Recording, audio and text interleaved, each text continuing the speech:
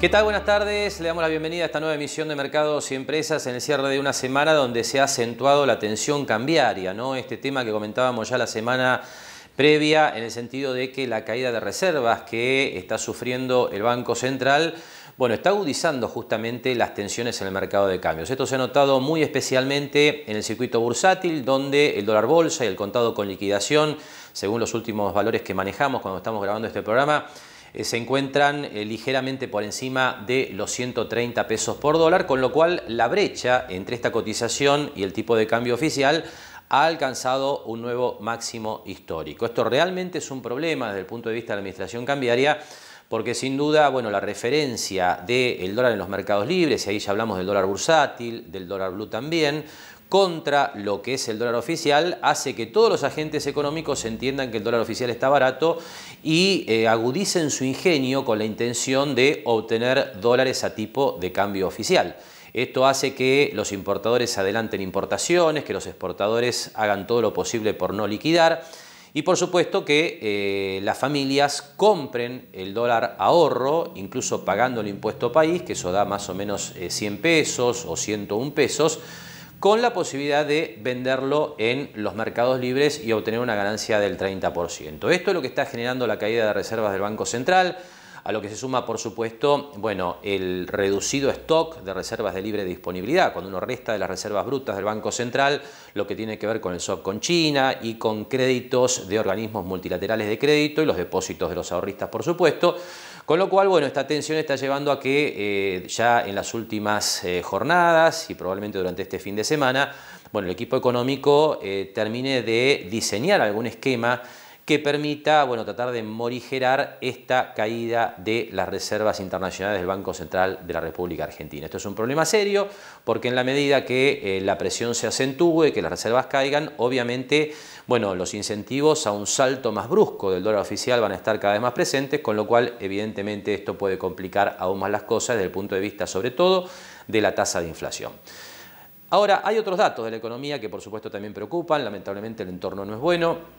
Y esto está claro, pero es importante verlo en números. Aquí le ponemos algunos datos que ha dado a conocer el INDEC en las últimas horas y algún dato del Banco Central también, para identificar, bueno, lo que está pasando en este contexto en la economía argentina. Caída de actividad del 12,3%, esto lo informó el INDEC en la semana, a partir del estimador mensual de la actividad económica para el mes de junio. De todos modos hay que decir que la actividad económica viene cayendo a un ritmo menor porque obviamente hay distintas actividades que se van poniendo en marcha progresivamente. La caída fue bastante mayor en los meses previos.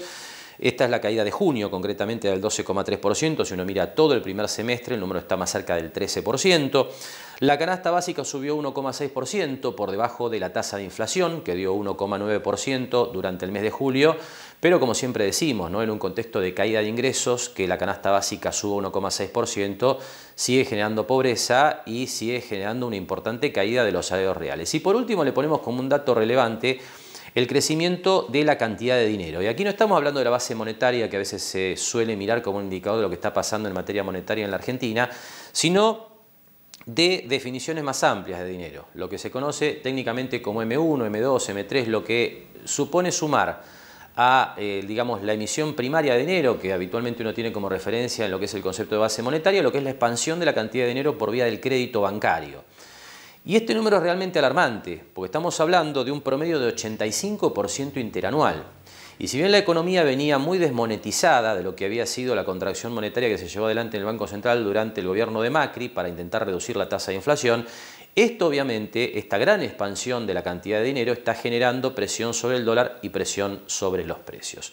Contexto muy difícil realmente, donde sin duda, como decíamos, bueno, un par de minutos atrás, bueno, habrá que ver qué hace el equipo económico, qué hace el gobierno nacional para resolver un esquema donde, por supuesto, cuando se ve, digamos, la presión sobre la reserva del central, el crecimiento de la brecha cambiaria, en un contexto de caída de nivel de actividad, de gran emisión y creación de dinero, bueno, evidentemente las expectativas se deterioran día a día.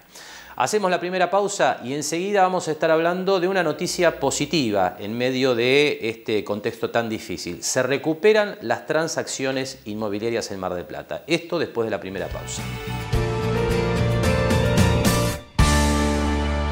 Lo esperamos en Mar del Plata Bursátil para asesorarlo en su mejor alternativa de inversión o financiación para su empresa o negocio. De lunes a viernes, de 10:30 a 17:30 horas en Corrientes 1723, teléfono 561-6000, www.mdpbursátil.com.ar.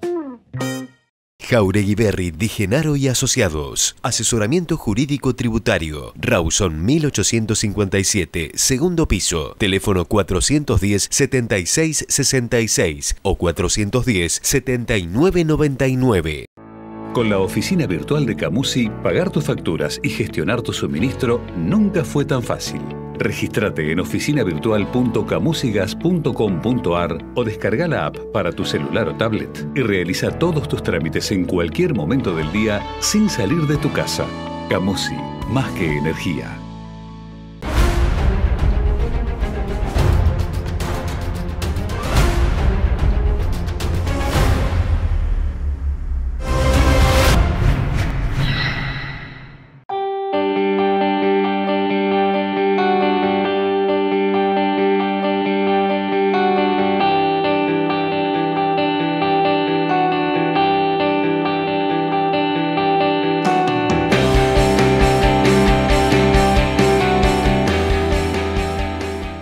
Seguimos trabajando para construir una Mar del Plata más sustentable. SEAMSE. Juntos somos infinitos.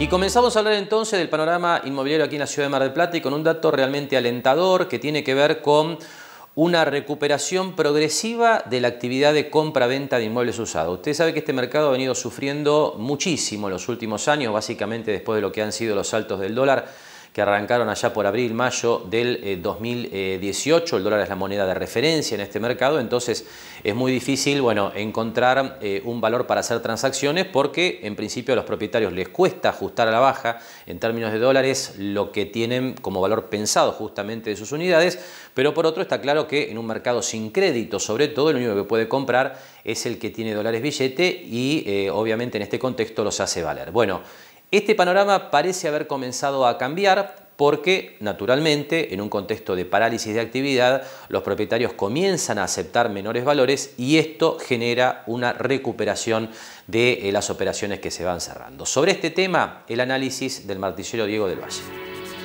Gracias a Dios, Marcelo, y esta es una buena noticia para todos los que nos están viendo en tu programa. Hemos salido de este aislamiento allá por mayo. Recordemos que el 27 de mayo los profesionales inmobiliarios pudimos empezar a hacer lo que es la actividad completa, Marcelo, que es sobre todo poder enseñar propiedades, algo vital en la profesión nuestra, porque el que compra una propiedad, por más que le hagamos el videíto y demás, la persona tiene que recorrer físicamente una propiedad para hacer una compra. Y lo que vemos que a partir de junio, julio, con un trabajo que veníamos hablando con vos, que era hablar con cada cliente que entendiera este cambio que tenemos en Mar del Plata con inmuebles dolarizados, en la compraventa con inmuebles dolarizados. Lo que hemos hecho es poder que entiendan que, fíjate que el dólar, ¿no? Hace 2 años atrás estábamos en 20 pesos, hace un año atrás en 40, en marzo 65, 70, hoy estamos 130, 135. El propietario que entiende este problema que tenemos con el valor dólar en un mercado de compraventa de inmuebles, ha ajustado esos valores y hoy la venta que se está haciendo es muy interesante. Hay un movimiento de venta de inmuebles usados muy importante en Mar del Plata, que te diría que te sorprende en relación a lo que fue el año pasado y el anteaño, que vos que llevas también muy bien las estadísticas, sabés que veníamos de 2 años de caídas consecutivas con números muy importantes. La clave, Marcelo, es la tasación. Acá, aquella persona que hoy quiere vender un inmueble usado y logra con un profesional inmobiliario una tasación que sea sincera, razonable y coherente a esto que te estoy hablando del cambio que hemos tenido en el valor de la moneda dólar, bueno, lo bueno es que el mercado se está moviendo y se están realizando ventas. Bien, ahora, ¿cuál es la expectativa de valor que debería corregir el propietario para lograr vender con respecto a las referencias que tenemos de, ponele, principio de 2008, cuando todavía no empezó a correr el dólar? ¿Qué número le darías para que la gente comience a pensarlo, el que todavía no lo ha hecho? De los valores que estaban tasados, coherentemente, si querés, al dólar de 20, al dólar de 40 o al dólar de principio de año de 65, 70.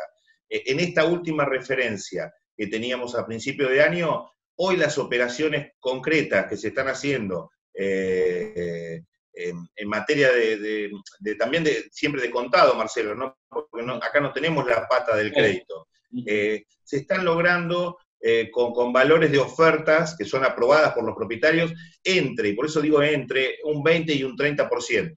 Esto significa que en estos valores y en este porcentaje, aquella persona que hoy en Mar del Plata tienen el interés o la necesidad de hacer una venta de un inmueble usado, puede lograrse con estas acciones que estén en estas referencias de valores que te estoy dando, una compraventa. Y esto es muy importante porque se empieza a mover el mercado en valores que yo creo que vamos a crear una sinergia. Si todos tasamos con este criterio, con racionalidad, con coherencia, siendo profesionales de este contexto, vamos a lograr sinergia. Entonces la persona que baja a lo mejor por el chalet, porque necesita comprar un departamento, va a bajar a lo mejor un 20 o un 30%, pero también va a comprar con esa misma proporción del 20 o 30%. Esto me parece que es interesante. El otro punto en la compraventa, hay muchas consultas con permutas, hay muchas consultas de gente que quiere comprar y entregar inmuebles.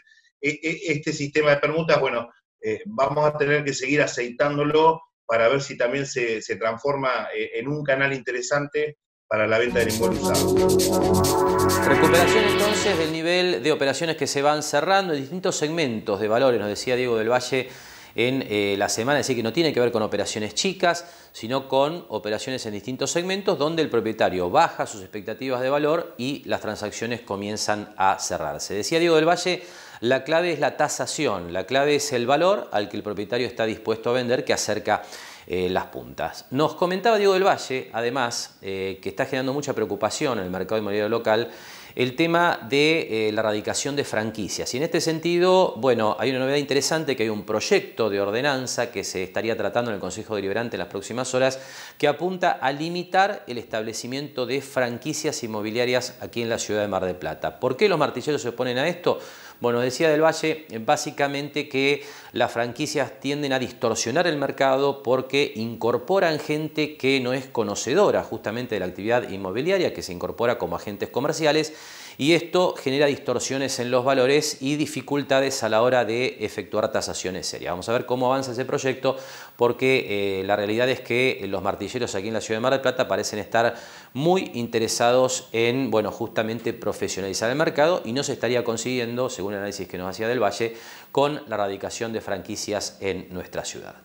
Del mercado de compraventa de unidades usadas a el mercado de alquileres. Ahí sí hay problemas después de lo que ha sido la sanción de la ley de alquileres. El problema que podía esperarse, básicamente. Cae la oferta y suben los precios. Lo que está pasando, y es lo más grave, Marcelo, es la falta de oferta de alquileres. Es la falta de oferta de alquileres. Eso es gravísimo para Mar del Plata, que tenía un stock de propiedades muy importante. Hoy, y seguramente hay muchos inquilinos que nos están viendo, aquel inquilino que está buscando una propiedad se le está complicando muchísimo para encontrar. Pensá también, Marcelo, que tenemos todavía el famoso DNU, de congelamiento de alquileres, de gente que no se ha ido, se le ha vencido el contrato, que vamos a tener con una problemática muy importante al 30 de septiembre. Y hay que ver qué va a pasar ahí, ¿sí? A mí me quedan muchas dudas porque hay un proyecto presentado en el Senado que eso se pueda prorrogar. Y si se prorroga ese congelamiento de alquileres, se habla marzo, vamos a estar en un contexto muy difícil, yo te diría de los más complicados, en el tema alquiler de vivienda, por lo menos en mi experiencia de 27 años en esta profesión. No hay oferta, la poca oferta que hay ha aumentado de valores. Vos tenés hoy un aumento de los valores que teníamos a junio y también ha aumentado un 25, un 30% mínimo el valor del primer año. Al inquilino se le hace más caro entrar a un alquiler, porque hoy hace un contrato de 3 años, por lo tanto los gastos, honorarios, si contrata un martillero, son todo por 3 años en lugar de 2. Por lo tanto es muy complejo. Yo espero, Marcelo, que con esto ya hay 2 diputados nacionales que han visto este problema y esperemos que se pueda llegar a reformular algo de esta ley. Si no, va a ser muy problemático. Vamos a estar con meses y con un conflicto muy difícil. Hoy soy una persona, te digo, tenemos llamados todos los días de personas que por ahí buscan una casita, un chalet en alquiler, y no hay oferta. No hay oferta. Entonces, es complejo el tema de los alquileres. Veremos a ver en el transcurso de acá a fin de año cómo se va acomodando, pero por ahora pasa eso. Muy poca oferta, te diría que hay muy poca oferta, y que los valores también han aumentado, el valor del alquiler, a tener un valor fijo en destino vivienda. En la parte comercial, vos ves que se empieza a buscar, la ley te permite hoy tener al revés de la vivienda, mayor flexibilidad en los contratos, y entonces sí estamos viendo que, fíjate, por ejemplo, en zonas muy a la vista, como puede ser Güemes, que hemos visto sí locales que se han quedado vacíos, pero fíjate que automáticamente en menos de 30, 60 días se están renovando. Así que me parece que ahí también la clave son los valores. En la parte comercial hay que recomendar a todo propietario que hoy tenga en cuenta el valor, pero que también tenga en cuenta el propietario que hoy puede, con esta nueva ley, hacer todo tipo de actualización. Y eso está bueno, hay libertad ahí. Podés ajustar anualmente, podés ajustar por el índice que creó la ley, podés ajustar por algo que tenga que ver, algún bien o servicio que tenga que ver con la locación comercial. Así que bueno, veremos también cómo de acá con la temporada y lo que venimos con esta pandemia, viendo cómo evoluciona también los alquileres comerciales.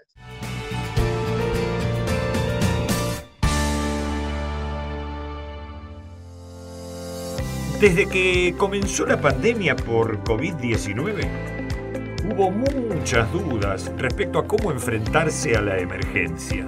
El mundo entero habla de el coronavirus. Lo que nunca estuvo en duda era qué había que hacer para cuidarse. Lavarse las manos. Lavarse las manos. Eso es lo más importante, ¿no, Doc? El lavado de las manos. Lavado de las manos. Lo ideal sería con agua y jabón. Agua caliente o fría, pero agua. Este es el secreto. Desde el primer día del aislamiento social, preventivo y obligatorio, OCE trabajó para garantizar agua y saneamiento a todos los usuarios. Tomando todos los recaudos, OCE estuvo en las calles, reparando conexiones, destapando cloacas y arreglando cañerías. El 95% de los marplatenses tenemos agua y cloacas, pero aún son muchos los vecinos que no han accedido al servicio. Nuestro compromiso como usuarios es fundamental para llegar con agua a todos. Valoremos el agua y el saneamiento.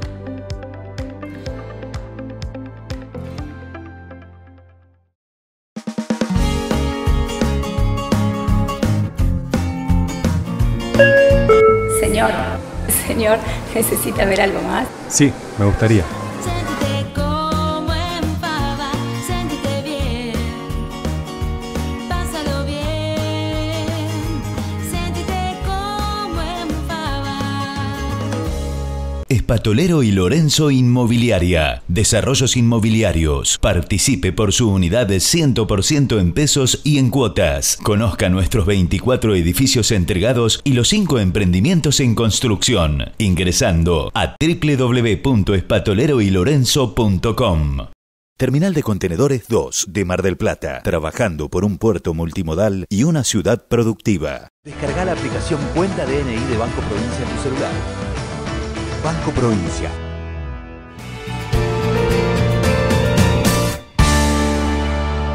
Bien, en este bloque vamos a estar hablando en unos minutos nada más de la actualidad en términos de moratorias. Ya pasó por el Congreso la moratoria de AFIP, va a estar vigente esa nueva moratoria en las próximas semanas. También una moratoria vigente de ARBA que tiene beneficios realmente interesantes. Pero antes, la referencia al programa Procrear. Ya lo comentábamos en las últimas semanas, se relanzó este programa con 9 líneas diferentes. Y aquí, bueno, la intención es enfatizar, por un lado, que hay solo 2 líneas de las 9 que están en proceso de inscripción, las otras se van a ir abriendo justamente esos procesos durante los últimos días del mes de agosto y después en su totalidad prácticamente durante los meses de septiembre y octubre, pero por el momento, como decíamos la semana pasada, solo las líneas de microcréditos y las de refacción son las que están en proceso de inscripción. Aquí les recordamos cuáles son las características, hay mucha gente interesada en esto, así que vale la pena puntualizar justamente de qué tipo de créditos estamos hablando. En este, digamos, caso de líneas de microcréditos, como en el de refacción, estamos hablando de líneas de créditos personales, es decir, no tienen garantía real o hipotecaria, son simplemente créditos a sola firma, como se suelen denominar.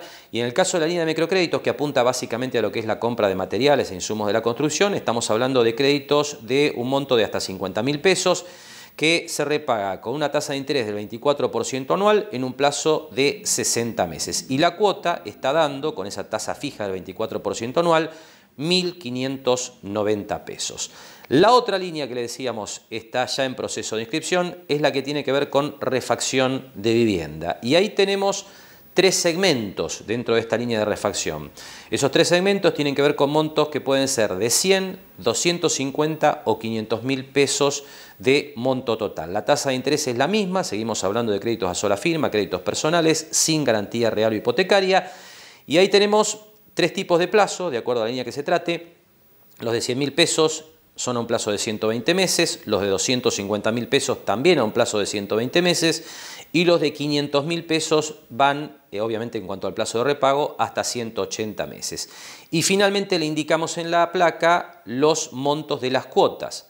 2.700 pesos para los de 100.000 pesos, 6.700 pesos para los de 250 y 12.700 pesos para los créditos de 500.000 pesos. Le reitero entonces, 2 líneas habilitadas en cuanto a la inscripción hasta el momento, microcréditos y refacción dentro de este nuevo programa Procrear. Las otras 7 se abre la inscripción desde fines de agosto hasta el mes de octubre. Ahora sí, hablamos de las moratorias. En primer lugar, moratoria de AFIP, el análisis del doctor Marcos Jauregui. Tenemos como que empalman 2 moratorias. Tenemos la moratoria para regularizar deudas, ¿no es cierto?, de impuestos nacionales que recauda DGI, que vence a fin de este mes, a fin de agosto, y una nueva ley que se va a suceder inmediatamente en el tiempo, que es la ley que se sancionó hace poco en el Congreso, que permite regularizar deudas también en términos similares, en la estructura de la moratoria, es decir, con los perdones que implica una moratoria, que permite regularizar deuda, insisto, hasta fin de octubre como plazo de adhesión, pero con distintas fechas de corte. La moratoria anterior tenía deuda vencida que se podía incorporar en noviembre del 2019, y esta extiende la posibilidad de ingresar deuda vencida a junio del 2020, es decir, con una moratoria, insisto, es decir, con las posibilidades de tener beneficios extraordinarios para regularizar. Bien, ¿esa nueva moratoria tiene beneficios con respecto a la que hoy está vigente? Son similares. Tiene condonación de intereses de forma parcial, depende de la antigüedad de la deuda, tiene condonación total, o sea, perdón total de multas, y también permite que todas las causas penales tributarias o aquellos ajustes que se regularicen en esta ley y que den eventualmente para una posible denuncia por ley penal tributaria quede condonada. Es decir, aquellos contribuyentes que regularizan no van a estar incursos en una ley penal tributaria por el monto del ajuste. Las multas tampoco las van a tener que pagar, que sabemos que las multas son importantes. Generalmente calculemos que una multa ante una inspección son 3 veces el monto del capital, y tiene una condonación parcial de intereses. Por eso es una moratoria, insisto, y por eso a veces las moratorias son excepcionalmente dadas y tienen beneficios importantes. Bien, ahora Marcos, hay bastante polémica en relación a las restricciones que tienen que enfrentar las empresas y los contribuyentes que, metan sus deudas en esta moratoria, porque da la sensación de que, por ejemplo, se les impide comprar dólares, ¿no es cierto? ¿Es así realmente? ¿Hay otras restricciones que nos podés contar? Sí, ahí tenemos dos particularidades respecto a este punto, 2 críticas. Quizás sea algo legal, pero no es tan técnico para comprender muy fácilmente. La moratoria anterior, la que dijimos que vence ahora, no permite que las grandes empresas se incorporen a ella. Entonces, solamente podían entrar las pymes. De hecho, uno de los requisitos es tener el certificado PYME, que quizás muchos de los que nos están escuchando lo han tenido que gestionar. Entonces, ante la crítica de que no podían ingresar grandes empresas y también jurisprudencia que dice que esa discriminación no es constitucional, la nueva ley sí permite incorporarse a estos planes a las grandes empresas. Pero ahí viene el tema que decís vos. Le dice, sí, ustedes pueden incorporarse, pero le colocan 3 restricciones muy cuestionables. No pueden acceder al mercado cambiario en contado con liquid, no pueden distribuir dividendos por 24 meses, e incluso si tienen bienes en el exterior, tienen que repatriar al menos el 30%. Es decir, es distinto al 5% que hay para bienes personales. Acá lo que se pide es más, repatriar un 30% de los fondos en el exterior para ingresar en la moratoria. Evidentemente esto crea otro foco de conflicto porque las grandes empresas, el condicionamiento que se les da para ingresar a esta moratoria no es obviamente algo que sea muy bien recibido, ¿cierto? Muy beneficiosa sin duda esta nueva moratoria de AFIP con el agregado con respecto a la que actualmente está vigente de que se van a poder incorporar deudas hasta el cierre del mes de junio. Decía Marcos Jauregui que es muy probable que en la medida en que los problemas de la economía vinculados con la extensión de la pandemia, digamos, se prolonguen en el tiempo, que ese plazo hasta el cual se pueden incorporar deudas se vaya extendiendo. Obviamente no se sabe hasta el momento, pero es una posibilidad en la medida en que las dificultades económicas sigan persistiendo para empresas y particulares. Todos los impuestos y cargas de AFIP pueden incluirse, por supuesto, con, como decía Marcos, con quita de intereses, con quita de multas. Bueno, evidentemente las posibilidades de regularizar deuda ahí son muy atractivas, más allá de que obviamente el contexto dificulta la capacidad de pago de los contribuyentes, ¿no? Segundo tramo de la charla con Jauregui, hablamos ahora de la moratoria de ARBA, también muy beneficiosa y ya está vigente. ARBA también, ARBA para impuestos provinciales, ingresos brutos, inmobiliario, sellos, automotores, que son los 4 grandes impuestos de la provincia, de todas las provincias, pero en particular la provincia de Buenos Aires, tiene un plan vigente hasta fin de septiembre, se pueden regularizar estas deudas y también se va también modificando en cuanto a la extensión de los plazos para poder regularizar. En el tema particular de ARBA también es una moratoria, es muy beneficiosa desde el punto de vista de la situación para regularizar, más allá de la posibilidad económica que tenga cada contribuyente. Obviamente, nosotros hablamos de la parte técnica de la moratoria, porque perdona el 100% de los intereses, el 100% de la multa, es decir, es un plan, evidentemente, que permite regularizar la deuda con un alivio financiero respecto a la misma bastante importante. Es decir, hay un plan particular en ARBA para esos grandes 4 impuestos, inmobiliario, ingreso bruto, sello, automotor. Y en ARBA la particularidad es lo que se está esperando es un plan que está también, no está reglamentado, pero está en la ley, que es para los agentes de recaudación. Un tema muy particular en la provincia de Buenos Aires, que son aquellos que hayan retenido, que son agentes de recaudación.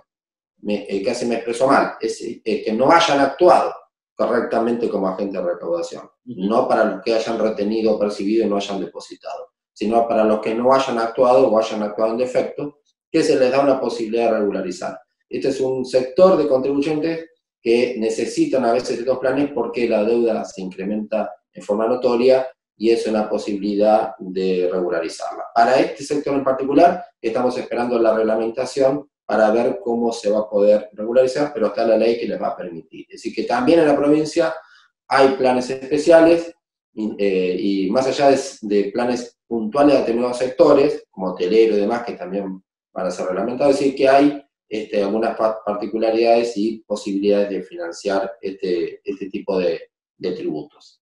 Bien, en el caso de ARBA, ¿hay restricciones como en AFIP para los que ingresen a esta moratoria?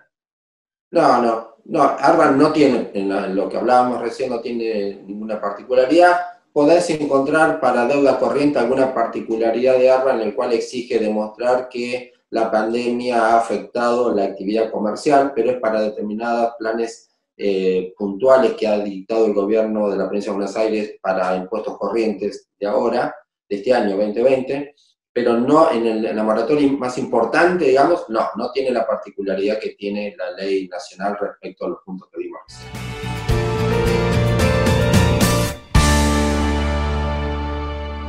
Lo esperamos en Mar del Plata Bursátil para asesorarlo en su mejor alternativa de inversión o financiación para su empresa o negocio. De lunes a viernes, de 10:30 a 17:30 horas en Corrientes 1723, teléfono 561-6000, www.mdpbursátil.com.ar.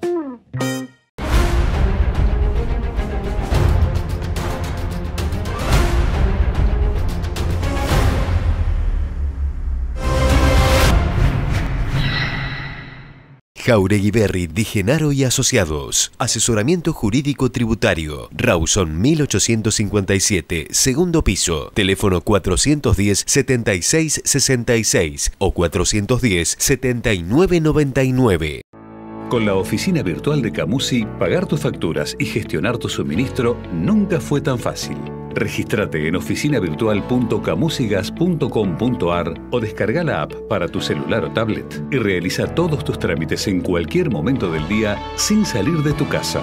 Camusi, más que energía.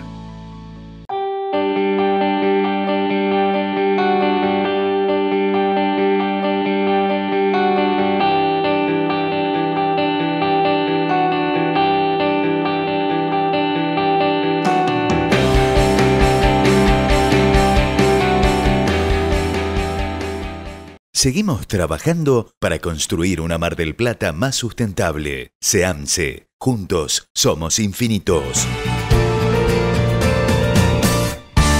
Cambiamos de tema en este tramo de mercados y empresas. Enseguida vamos a estar hablando de lo que ha sido el panorama financiero en la semana, donde las bolsas, el exterior, continúan con tendencia muy positiva y aquí en la Argentina, lamentablemente, siempre con idas y vueltas, pero con pendiente más bien bajista.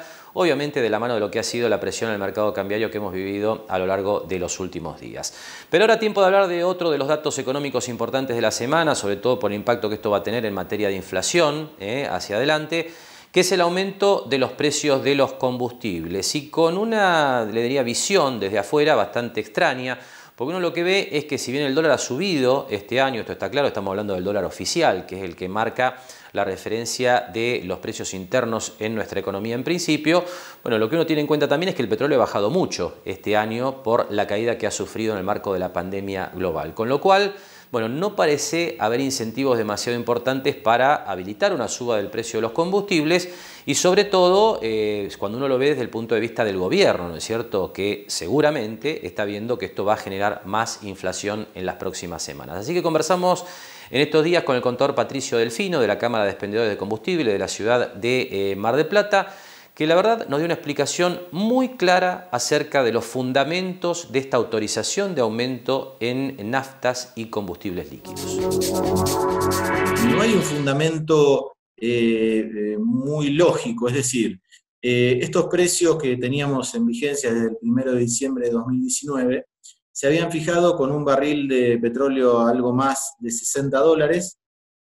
Hoy el barril criollo y también el precio de paridad, el precio del Brent, digamos, que es el que se toma como referencia en Argentina, andan por los $45. O sea que eso implicó una baja en la materia prima de un 25, casi un 26%.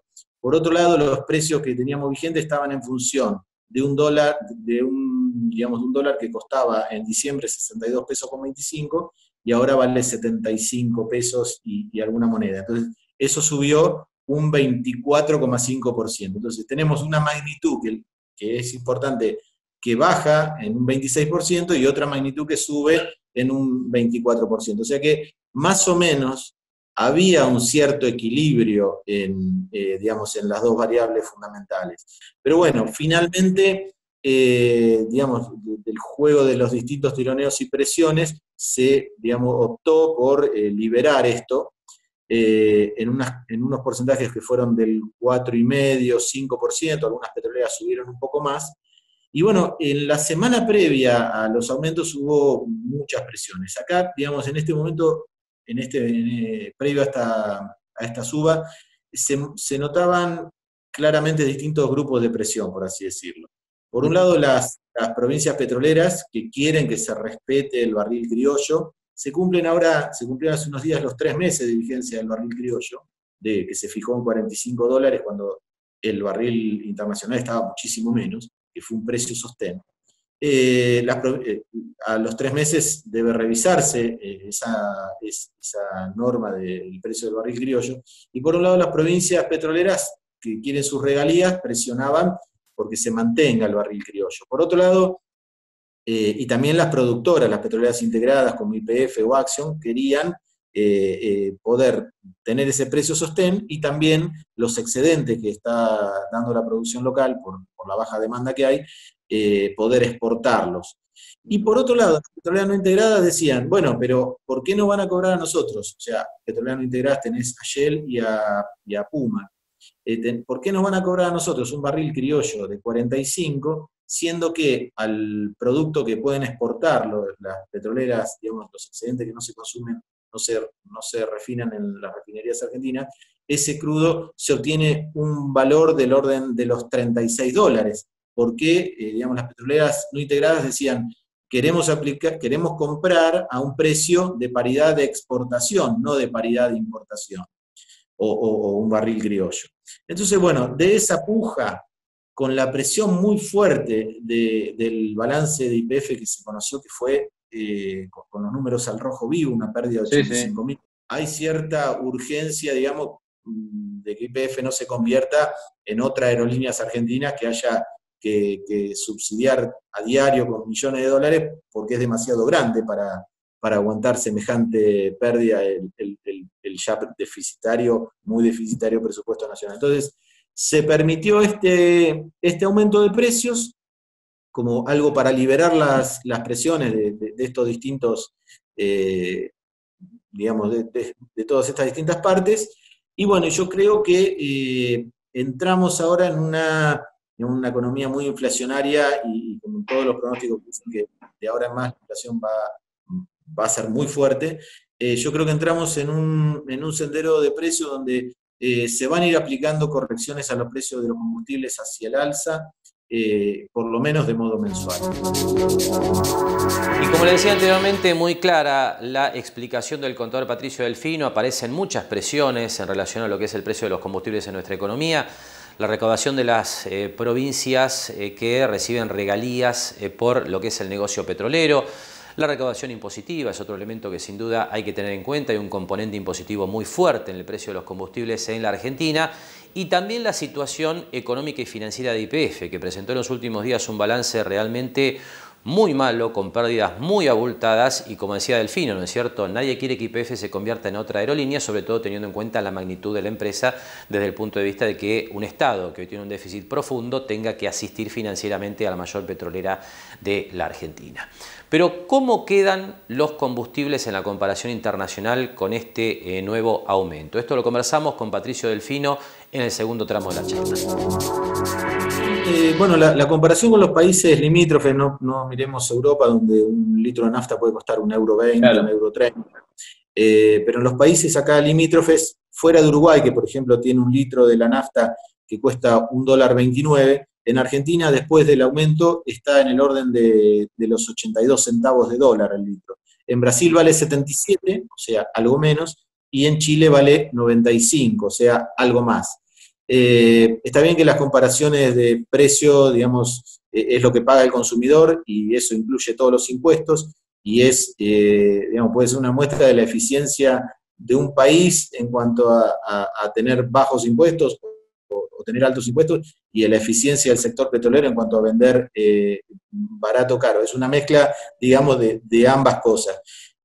No estamos completamente distorsionados, no estamos entre los países que están con precios muy baratos. En el gasoil, por ejemplo, el litro de gasoil cuesta 74 centavos a la paridad actual, y en Chile cuesta 64 y en Brasil 61, o sea que hay una diferencia, es bastante más barato en esos países. Por supuesto, Uruguay está más alto en 95 centavos. Pero no se puede hablar de una gran distorsión o un gran atraso, o sea, digamos, ya te digo, la comparación debería hacerse si medimos los ingresos de las petroleras sin impuestos, pero si medimos lo que, digamos, con impuestos incluidos, bueno, que es lo que paga el consumidor, no estamos en una distorsión grosera o cosa por el estilo. Está claro. Y por último te pregunto, con estos precios, ¿cómo está la demanda? Bueno, la demanda viene, en este año tan atípico, viene con un comportamiento errático, es decir, como para tener un número a nivel país bien consolidado, el primer semestre que tuvo, por así decirlo, una mitad normal y una mitad en cuarentena, el primer semestre en el país se vendió entre gasoil y naftas un 25% menos de lo que se había vendido en 2019, que de por sí no había sido un año bueno económicamente, ni mucho menos. La caída, digamos, si comparamos junio de 2019 contra junio de 2020, estás hablando de un 36% de caída en naftas y una caída de alrededor del 15% en gasoil. Es decir, el gasoil es lo que más se demanda porque, bueno, las actividades del transporte por ahí y el campo fundamentalmente han seguido trabajando más, y las naftas se ve una caída pero muy fuerte porque, digamos, falta toda la demanda de lo que sería un uso recreativo del combustible, como es los viajes, las vacaciones. Hoy a cualquier persona un tanque de nafta le dura mucho más de lo que le duraba hace un año porque sencillamente anda menos, ¿no? No hay actividad en las escuelas, hay mucho menos desplazamiento de gente, y bueno, el mercado está muy deprimido.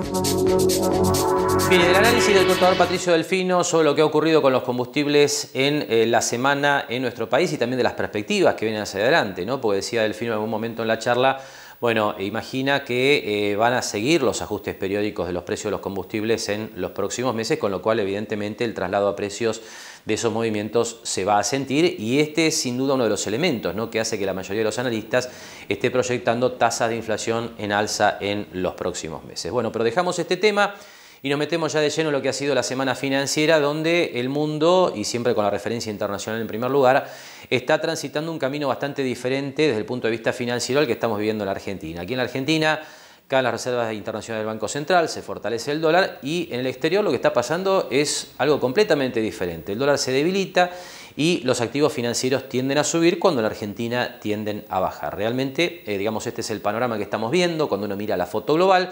Y es así que, por ejemplo, la bolsa de los Estados Unidos, que siempre es el principal indicador en materia de inversiones de riesgo a nivel global, continúa subiendo. El Nasdaq marcó nuevos máximos históricos en estos días. El Standard & Poor's 500 está muy cerca de lograrlo. De hecho, está trabajando sobre los últimos máximos previos a la pandemia en horas en que estamos grabando este programa. Así que lo reitero entonces, ¿no?, el panorama para los activos financieros en el exterior completamente diferente a lo que estamos viviendo en la Argentina. Pero vamos a ver esto con el apoyo de los gráficos. Comenzamos por el índice Nasdaq, que agrupa mayoritariamente las acciones tecnológicas en los Estados Unidos y que continúa liderando el avance de las bolsas del mundo. 11.555 el cierre de este viernes para el Nasdaq, 100 en este caso. Nuevo máximo histórico, bueno, un máximo impulsado hoy viernes por la fuerte suba de Apple, que creció 5%, pero con gran rotación entre las grandes tecnológicas. Durante la semana en algún momento fue Amazon, Tesla, Google, Microsoft. Realmente las tecnológicas se van rotando en lo que tiene que ver con el liderazgo de la suba, pero el índice continúa marcando sucesivos máximos históricos. Cuando miramos el recorrido del índice Standard & Poor's 500, que agrupa a las 500 empresas de mayor capitalización bursátil de la Bolsa de los Estados Unidos, también con gran preeminencia las tecnológicas, pero con mayor participación de otros sectores de la economía. Aquí tenemos también este viernes un nuevo máximo histórico, 3.397, por encima del máximo de 3.393,52 previo a la caída de la pandemia, con lo cual, bueno, claramente también tenemos aquí una ampliación de la base de suba del mercado americano, que ya no es solo tecnológica, ¿no? Hay otros sectores que también se están sumando a la tendencia positiva del mayor mercado del mundo. Distinto es el panorama de mercados emergentes, que todavía vienen con algún rezago, todavía por debajo de esta línea de tendencia que hemos mostrado en más de una oportunidad, que viene desde los máximos del año 2018, así que una semana errática para los mercados emergentes que no logran consolidar una salida alcista para, bueno, acompañar al mercado americano. Y cuando uno mira la bolsa argentina, por supuesto, más debilidad aún. En esta semana se vio una continuidad de la tendencia bajista, inclusive con las bolsas del mundo hacia arriba. El índice Merval en dólares, que es lo que tenemos en pantalla en este momento, continúa por debajo de todos los promedios de precios. Y bueno, uno todavía podría tener cierta expectativa de que la caída que se ve desde el lunes en que se anunció el acuerdo con los acreedores externos por la deuda sea una corrección parcial del avance desde los mínimos de marzo, ¿no? Este tramo de baja podría ser una corrección, un retroceso parcial de toda esta suba, pero claro, la situación de debilidad relativa que tiene el mercado argentino todavía recomienda o hace recomendar mantener cierta cautela en lo que tiene que ver con inversiones en acciones locales. Y hasta aquí entonces nuestro repaso de lo que ha sido la semana en los principales mercados accionarios de referencia de la bolsa argentina. Hacemos ahora la última pausa y enseguida compartimos la charla semanal con Adriana Figliolo, gerente de Mar del Plata Bursátil.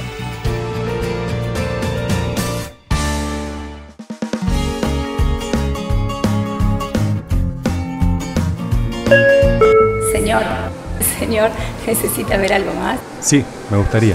Sentite como en Fava, sentite bien, pásalo bien, sentite como en Fava.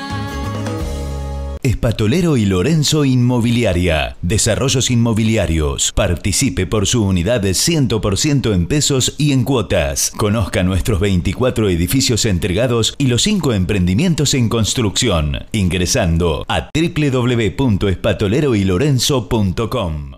Terminal de Contenedores 2 de Mar del Plata. Trabajando por un puerto multimodal y una ciudad productiva. Descarga la aplicación Cuenta DNI de Banco Provincia en tu celular. Banco Provincia. Bien, en este último tramo del programa, entonces, analizamos con más detalle lo que ha ocurrido en estos días en la Bolsa Argentina, donde más allá de lo que ha sido la evolución negativa en general de bonos y acciones de nuestro país, lo que hay que destacar es que estamos en pleno proceso de apertura del canje de deuda de legislación local. Este es un tema realmente importante desde el punto de vista del funcionamiento del mercado argentino, porque hay muchos bonistas con títulos públicos en dólares que van a tener que tomar la decisión en los próximos días de aceptar o no el canje que está proponiendo la Argentina. Pero vamos a analizar estos temas, como siempre, a través de la charla semanal con la contadora Adriana Figliolo, gerente de Mar del Plata Bursátil. Nosotros el martes, cuando volvimos después del feriado, nos encontramos que le habían puesto fecha al canje. Había un rumor de que lo querían hacer para fin de mes, pero bueno, dijimos no va a ser porque es una locura. Es una locura porque los bonos, nosotros, por ejemplo, te digo, los bonos de legislación extranjera, en nuestro caso teníamos 90 clientes que tenían esos bonos. Y de bonos de esta legislación nacional tenemos 700 clientes.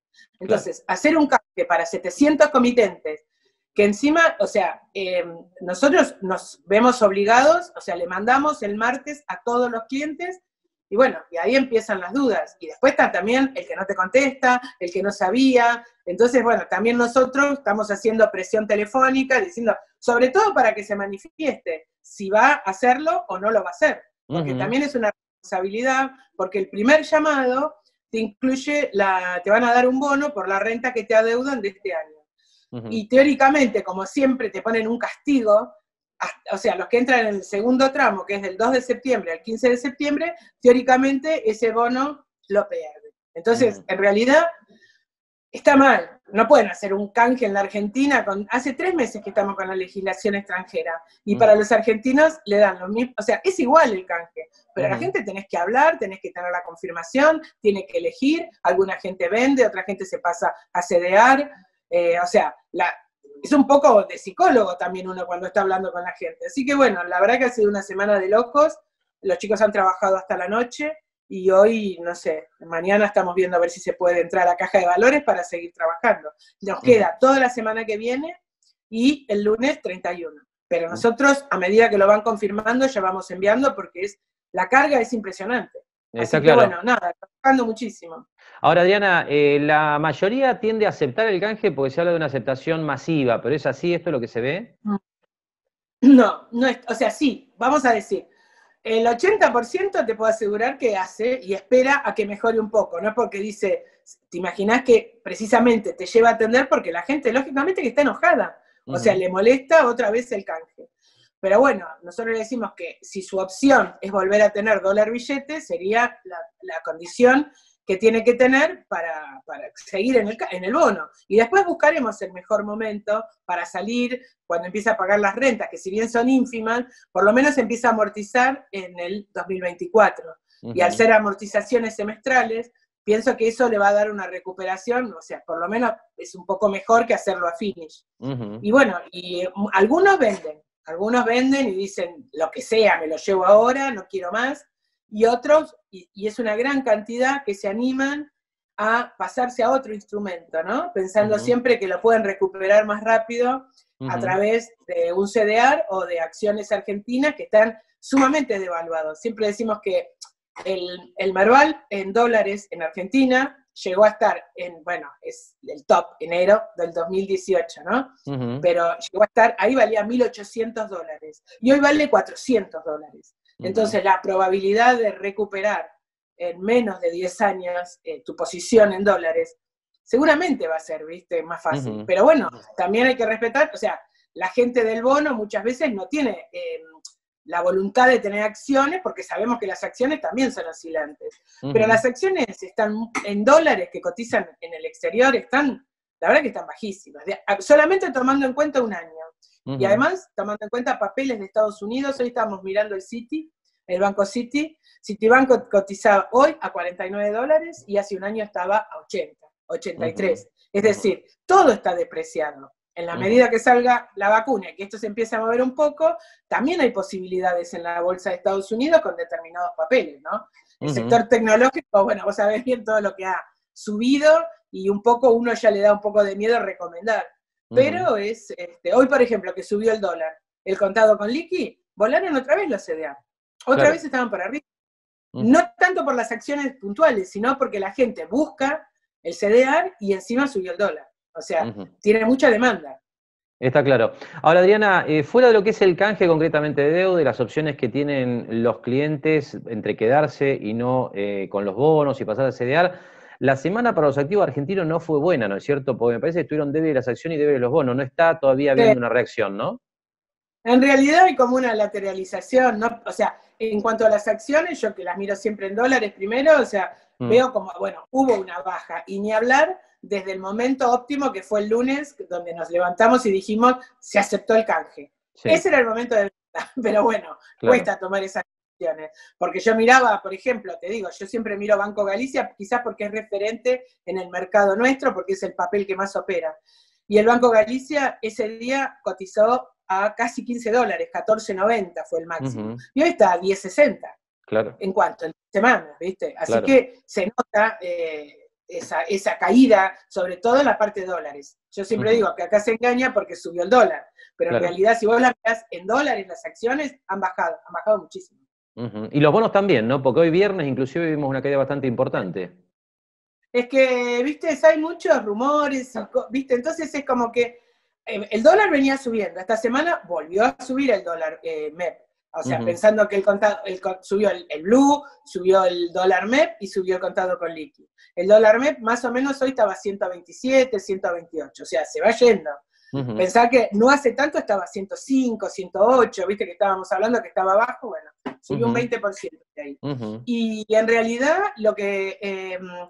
hubo mucha confusión con el tema del canje y qué va a pasar con los bonos. El canje, bueno, no es obligatorio. Va a haber gente que no lo va a hacer y siempre va a haber mercado también. Porque hay gente que lo usará para entrar y salir del dólar, o sea, todo el que hace operatorio. Entonces hoy, por ejemplo, había titulares que decían un feriado virtual para el dólar, para los bonos. Y no sé, ¿viste? ¿Qué va a pasar la semana que viene? La semana que viene todavía van a estar activos. Y eso trajo aparejado como que la gente empezó como a desprenderse más rápido de los bonos.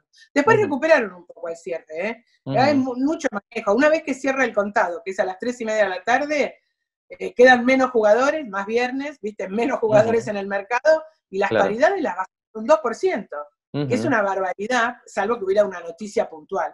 Pero bueno, habrá que ver qué pasa la semana que viene con esto, si le quita tanto mercado.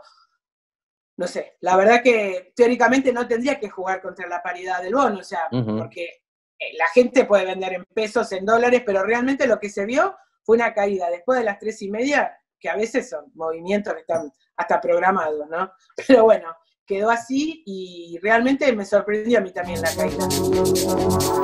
Bien, hasta aquí la charla entonces con Adriana Figliolo, y ahora vamos a enfatizar, teniendo en cuenta que está plenamente vigente el periodo de aceptación del canje de títulos con legislación local en el mercado argentino, vamos a enfatizar las fechas claves que tiene que tener en cuenta el bonista a la hora de tomar la decisión de aceptar este canje. Como usted ve en pantalla, hay dos fechas clave. Hasta el 1 de septiembre es el periodo que se ha definido como de aceptación temprana. Allí el ahorrista, bueno, decide aceptar el canje y va a cobrar con un bono todos los intereses que hasta el momento los bonos que tenían no le han pagado, en un nuevo bono que vence en el año 2029 y que paga un interés del 1% anual. El segundo periodo de aceptación del canje va del 2 hasta el 15 de septiembre.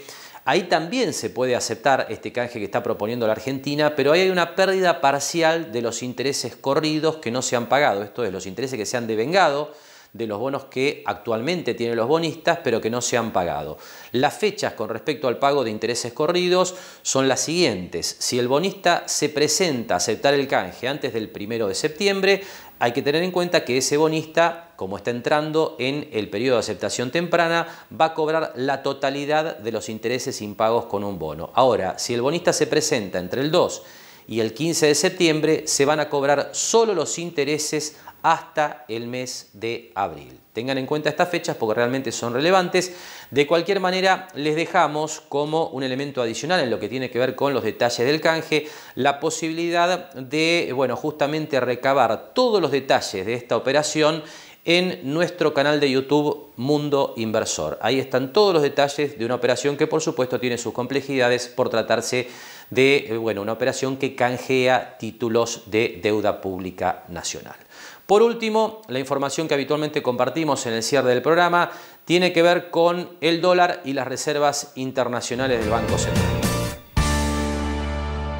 La semana cierra entonces con una importante suba del dólar, no en el oficial, por supuesto, que continúa con el ritmo de devaluaciones semanales que trae el Banco Central, 77,80, 0,53% de avance, pero sí el dólar en sus versiones libres con importantes alzas, ¿no? Ahí tenemos el dólar bolsa, el dólar MEP 129,50 cerrando la semana, 4% de suba. El contado con liquidación 135 pesos, sube 6,50%, y el dólar blue 138 sube 4,50%. Y por último, las reservas internacionales del Banco Central, ¿no? En el centro de la escena, como comentamos ya a lo largo del programa, bueno, preocupación por la fuerte caída de las reservas de libre disponibilidad y también, por supuesto, porque el Banco Central no logra recuperar el stock a pesar de tener un cepo bastante estricto, ¿no es cierto? Ahí tenemos los números de esta semana en particular, desde el viernes 14 de agosto, hasta el viernes 21 de agosto, que estamos transitando y en el que estamos grabando este programa, una caída cercana a los 80 millones de dólares. Panorama complicado entonces en el frente cambiario.